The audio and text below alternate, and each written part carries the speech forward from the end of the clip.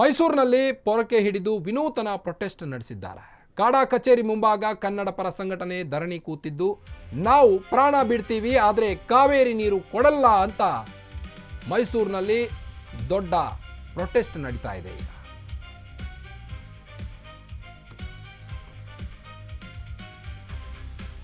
ಮೈಸೂರಿನಲ್ಲಿ ಪೊರಕೆ ಹಿಡಿದು ವಿನೂತನ ಪ್ರೊಟೆಸ್ಟ್ ಮಾಡಲಾಗ್ತಾ ಇದೆ.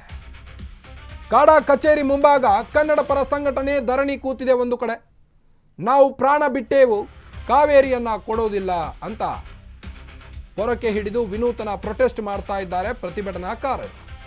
ವಿಜಯ್ ಸ್ಟಾಲಿನ್ ಪಳನಿಸ್ವಾಮಿ ಭಾವಚಿತ್ರಕ್ಕೆ ಪೊರಕೆ ಏಟು ನೀಡಿ ನಾವು ತಮಿಳುನಾಡಿಗೆ ನೀರು ಹರಿಸೋದಿಲ್ಲ ಅಂತ ಬಿಗಿಪಟ್ಟು ಹಿಡಿದು ಕೂತಿದ್ದಾರೆ. ತಮಿಳುನಾಡಿಗೆ ಕಾವೇರಿ ಬೇಕೇ ಎಂದು ಪೊರಕೆ ಸೇವೆಯನ್ನ ಮಾಡ್ತಾ ಇದ್ದಾರೆ. ಭಾವಚಿತ್ರಕ್ಕೆ ಪೊರಕೆಯಲ್ಲಿ ಹೊಡೆದು ಭಾರಿ ಆಕ್ರೋಶವನ್ನು ವ್ಯಕ್ತಪಡಿಸ್ತಾ ಇದ್ದಾರೆ. ತಮಿಳುನಾಡು ಸರ್ಕಾರದ ವಿರುದ್ಧ ಕನ್ನಡಿಗರು ಧಿಕ್ಕಾರವನ್ನ ಕೂಗ್ತಾ ಇದ್ದಾರೆ. ಅವರು ಕೇಳಿದಾಗಲೆಲ್ಲ ನೀರು ಕೊಟ್ರೆ ನಮ್ಮ ಕತೆ ಏನು? ಕನ್ನಡಿಗರಿಗೆ ನೀರು ಬೇಕಾದ ಯಾರಿಗೆ ಕೇಳಬೇಕು? ಹಾಗಾದ್ರೆ ನಮಗೆ ನೀರು ಬೇಕಾದ್ರೆ ಈಗ ತಮಿಳುನಾಡಿಗೆ ಹೋಗ್ತಿರೋ ನೀರನ್ನ ನಿಲ್ಲಿಸಬೇಕು. ಡಿ.ಕೆ. ಶಿವಕುಮಾರ್ ಸರ್ಕಾರಕ್ಕೆ ಪ್ರತಿಭಟನಾಕಾರರು ಆಗ್ರಹಿಸಿದ್ದಾರೆ.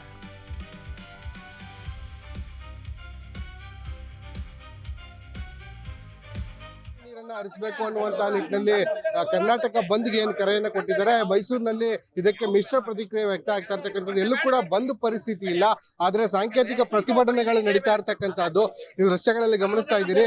ಮೈಸೂರು ಕನ್ನಡ ಚಳುವಳಿಗಾರರ ಸಂಘದ ವತಿಯಿಂದ ಪ್ರತಿಭಟನೆಯನ್ನ ಮಾಡ್ತಾ ಇರ್ತಕ್ಕಂಥದ್ದು. ಕಾಡಾ ಕಚೇರಿಯನ್ನು ನೀರಾವರಿ ಇಲಾಖೆಯ ಕಾಡಾ ಕಚೇರಿಯನ್ನು ಬರುತ್ತೆ. ಕಾಡಾ ಕಚೇರಿ ಆವರಣದಲ್ಲಿ ಇದೀಗ ತಮಿಳುನಾಡಿನ ಮುಖ್ಯಮಂತ್ರಿ ಆಗಿರ್ತಕ್ಕಂತಹ ವಿಜಯ್ ಆಗಿರ್ಬೋದು ಅಥವಾ ಮಾಜಿ ಮುಖ್ಯಮಂತ್ರಿ ಆಗಿರ್ತಕ್ಕಂಥ ಸ್ಟಾಲಿನ್ ಹಾಗೂ ಏನು ಎಐಡಿಎಂಕೆ ಮುಖ್ಯಸ್ಥರು ಮತ್ತು ಅಲ್ಲಿ ತಮಿಳುನಾಡಿನ ಕಾಂಗ್ರೆಸ್ ಅಧ್ಯಕ್ಷರ ಭಾವಚಿತ್ರಗಳಿಂದ ರಾಕ್ಷಸರಂತೆ ಬಿಂಬಿಸಿ ಅವರಿಗೆ ಪರಕೆಯಲ್ಲಿ ಹೊಡೆಯುವಂತಹ ಚಳುವಳಿಯನ್ನ ಕೂಡ ಈಗ ಹಮ್ಮಿಕೊಂಡಿರ್ತಕ್ಕಂಥದ್ದು ದೃಶ್ಯಗಳಲ್ಲಿ ಗಮನಿಸ್ತಾ ಇದ್ದೀರಿ.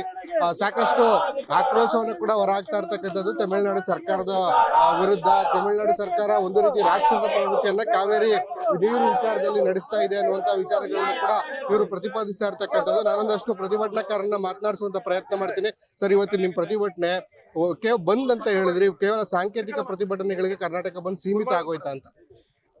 ಈಗ ಏನು ಅಂತಂತಂದ್ರೆ ಈ ಕರ್ನಾಟಕ ಬಂದು ಪರಿಪೂರ್ಣವಾಗಿ ಆಗ್ಬೇಕಾಯ್ತು. ಯಾಕಂದ್ರೆ ಕನ್ನಡ ಪರ ಒಕ್ಕೂಟಗಳು ಎಲ್ಲ ಇಡೀ ಕರ್ನಾಟಕದಲ್ಲಿ ಕನ್ನಡ ಪರ ಒಕ್ಕೂಟಗಳು ವಿಶ್ವಾಸ ತಗೊಂಡಿರಲಿಲ್ಲ. ಇವರು ಏಕಾಏಕಿ ಇವರು ಬಂದ ಮಾಡಿದ್ರಿಂದ ನಾವೆಲ್ಲ ಇವತ್ತೇನು ಸಾಂಕೇತಿಕವಾಗಿ ಕನ್ನಡ ಚಳುವಳಿಗಾರರು ಸಾಂಕೇತಿಕವಾಗಿ ಮಾಡ್ತಾ ಇದೀವಿ. ಒಗ್ಗಟ್ಟಿಲ್ವಾ ಅಂತ ಕನ್ನಡ ಪರ ಸಂಘಟನೆಗಳಿಗೆ? ಒಗ್ಗಟ್ಟಿದೆ, ಯಾಕಂದ್ರೆ ಅವರು ವಿಶ್ವಾಸಕ್ಕೆ ಇನ್ನೂ ತಗೋಬೇಕು. ಆದ್ರೆ ಈ ಮೈಸೂರು ಭಾಗದಲ್ಲಿ ಎಲ್ಲರೂ ಒಗ್ಗಟ್ಟಾಗೆ ಮಾಡ್ತಾ ಇರೋದು. ಇವಾಗ ಸರ್, ಪರಕೆ ಚಳವಳಿ ಮಾಡಿದಿರಿ ತಮಿಳುನಾಡು ರಾಜ್ಯ ಸರ್ಕಾರದ ವಿರುದ್ಧ. ಇವತ್ತು ಏನು ತಮಿಳುನಾಡಿಗೆ 12,000 ಕ್ಯೂಸೆಕ್ಸ್ ಪ್ರತಿದಿನ ನೀರು ಬಿಡಬೇಕು ಅಂತ ಹೇಳ್ತಕ್ಕಂಥ ಅವೈಜ್ಞಾನಿಕ ತೀರ್ಪನ್ನ ಕಾವೇರಿ ನೀರು ನಿಯಂತ್ರಣ ಮಂಡಳಿ CWRC ಏನು ತೀರ್ಮಾನ ಮಾಡಿದೆ, ಆದೇಶ ಮಾಡಿದೆ, ಅದನ್ನ ವಿರೋಧ ಮಾಡ್ತಾ ಇದ್ದೀವಿ. ಮೊದಲು ಎರಡನೇದಾಗಿ ಇವತ್ತು ನಮ್ಮ ಜಲಾಶಯಗಳಲ್ಲಿ ಮುಂದಿನ ಬೇಸಿಗೆವರೆಗೆ ಮಾತ್ರ ಕುಡಿ ನೀರಿದೆ. ಈ ಸಂದರ್ಭದಲ್ಲಿ ಅವ್ರು ಮಾಡಿರ್ತಕ್ಕಂಥ ಆದೇಶವನ್ನ ಮಾನ್ಯ ಮುಖ್ಯಮಂತ್ರಿಗಳು ತಿರಸ್ಕಾರ ಮಾಡಬೇಕು. ಇವತ್ತು ನಮ್ಮ ಕಬಿನಿ, ಎಡದಂಡೆ, ಬಲದಂಡೆ, ಕಾವೇರಿ ವಿಶ್ವೇಶ್ವರನಲ್ಲಿ ಮುಂತಾದ ನಾಲೆಗಳಿಗೆ, ಉಪನಾಲೆಗಳಿಗೆ ನೀರನ್ನ ಬಿಡಬೇಕು. ರೈತರ ಹಿತವನ್ನ ಕಾಪಾಡಬೇಕು. ಮತ್ತೆ ಬಹಳ ಮುಖ್ಯವಾಗಿ ಈ ಕಾವೇರಿ ಸಮಸ್ಯೆಗೆ ಮೇಕೆದಾಟಿಗೆ ಅಡ್ಡಿ ಮಾಡ್ತಕ್ಕಂಥ ಯಾರು ಈ ಅಯೋಗ್ಯರು, ಅಲಾಲ್ಕೋರರು,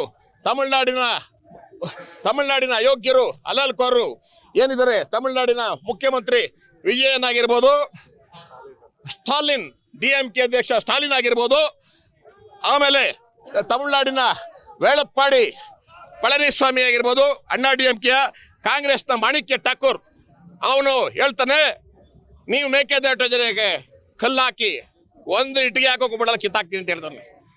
ಅವನು ಇವ್ರ ಅಪ್ಪನ ಮನೆದಲ್ಲ, ಕರ್ನಾಟಕದ ಎಲ್ಲೇ ಒಳಗೆ ಆಗ್ತಾ ಇರ್ತಕ್ಕಂಥ ಈ ಮೇಕೆದಾಟು ಯೋಜನೆ ಅದು ಮಾನ್ಯ ಮುಖ್ಯಮಂತ್ರಿಗಳೇ ನಿಮ್ಮ ಕ್ಷೇತ್ರದಲ್ಲಿ ಆಗ್ತಾ ಇರ್ತಕ್ಕಂಥದ್ದು. ಇದು 67 TMC ನೀರನ್ನ ಸಂಗ್ರಹಣೆ ಮಾಡ್ತಕ್ಕಂಥ ಈ ನೀರನ್ನ ತಾವು ಇದು ಮಾಡಬೇಕು.